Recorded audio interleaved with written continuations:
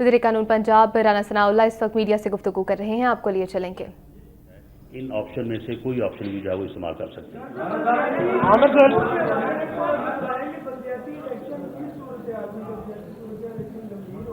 जी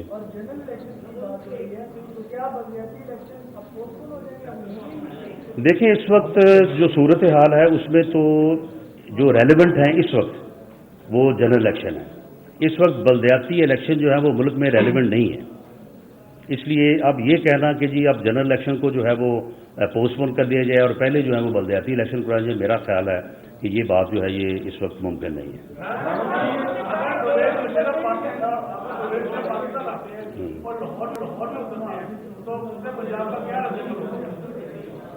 देखें, परवेज़ मुशर्रफ साहब जो हैं वो कराची उतरे, लाहौर उतरे या रावलपिंडी उतरे, जो यानी एक प्रोक्लेम्ड ऑफेंडर है वो तो जहाँ भी उतरेगा उसको गिरफ्तार किया जाएगा। और परवेज़ मुशर्रफ साहब के मुताल्लिक़ जहाँ तक मेरी इंफॉर्मेशन है कि अकबर भुट्टी साहब के केस में भी और मोहतरमा बेनज़ीर भुट्टो के केस में भी उनके खिलाफ बाकायदा अदालती वारंट्स जो हैं, वारंट ऑफ अरेस्ट जो हैं वो जारी हुए हैं।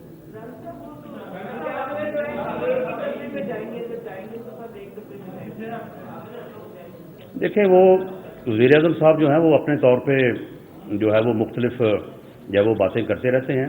मेरा ख्याल है कि बाबर अवान का जो है वो जो अंजाम है वो भी वज़ीर आज़म को अपने सामने रखना चाहिए।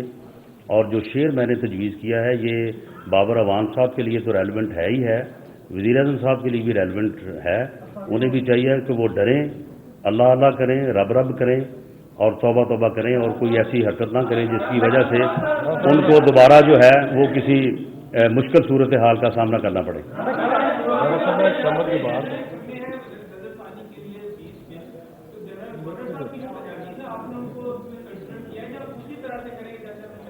गवर्नर साहब की तजवीज़ जो है वो उनके ऊपर हमने गौर किया है। गवर्नर साहब का मौक़िफ़ ये है कि ये डिपार्टमेंट्स जो हैं वो अभी डिवॉल्व नहीं हुए, जबकि जब वो फेडरल लेजिस्लेटिव लिस्ट से ओमिट हो गए हैं तो फिर वो कहाँ गए हैं, वो सूबों के पास ही आए हैं ना। तो फिर जब सूबों के पास आए हैं तो फिर सूबे जो हैं उन एक्ट्स में या उन जो कवानीन हैं उनमें सूबे लेजिस्लेट कर सकते हैं और उसके मुताबिक हमने लेजिस्लेशन की है। गवर्नर साहब जो है वो उनका जो नुक्ता नज़र है वो हमने उसको पूरी तरह से लॉ डिपार्टमेंट में हमने उसको एनालाइज किया है, वो दुरुस्त नहीं है। ये एक एक करके सवाल कर ले, राणा साहब इधर ही है। जी जी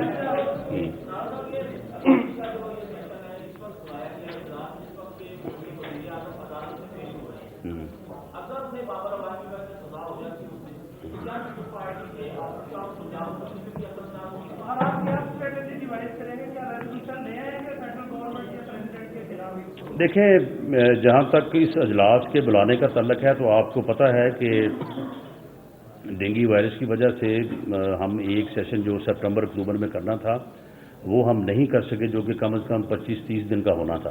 तो इसलिए हमें शॉर्ट ऑफ टाइम भी है और हमने 8 अप्रैल से पहले जो है वो तकरीबन 38 डे का जो है वो सेशन करना है।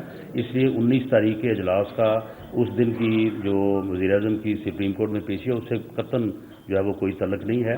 और अगर यानी सुप्रीम कोर्ट में वज़ीर आज़म के ख़िलाफ़ कोई यानी अगर कोई ऑर्डर पास होता है तो उसके आफ्टर शॉक्स ना पार्लियामेंट में और ना ही सूबाई असम्बली में बिल्कुल महसूस नहीं किए जाएंगे। ये एक जमहूरी जो तरीका है, आइनी तरीका है, उसके मुताबिक अगर कोई भी ऑफिस बेरर जो है वो अपने ऑफिस पे काम करने के अहल नहीं रहता तो पार्लियामेंट या मुतलका असम्बली जो है उसकी जगह पे एक जमहूरी और आइनी तरीक़ेकार के मुताबिक अपने में से एक नया आदमी जो है उसको सिलेक्ट कर सकती है या मुंतखब कर सकती है।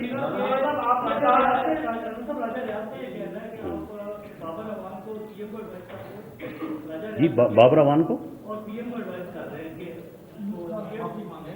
नहीं वो जो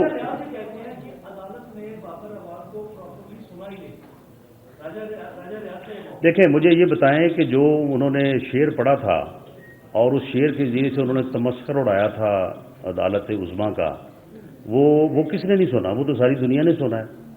तो उसमें प्रॉपरली या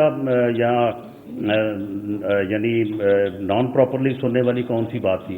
वो जो शेर उन्होंने पढ़ा वो सब ने सुना, जिस अंदाज में पढ़ा, जिस अंदाज में बाद में उन्होंने उसका ठट्ठा उड़ाया, وہ سب نے پڑھا ہے، اور اب ان کے لیے یہی تجویز ہے کہ وہ اس شعر کو جو ہے وہ الفاظ کی تبدیلی کر کے جس طرح سے میں نے سجیسٹ کیا ہے اسے وہ پڑھ لیں. اس کی معافی کے امکانات میرے تجویز کردہ شعر کے پڑھنے سے جو ہیں وہ روشن ہو جائیں گے.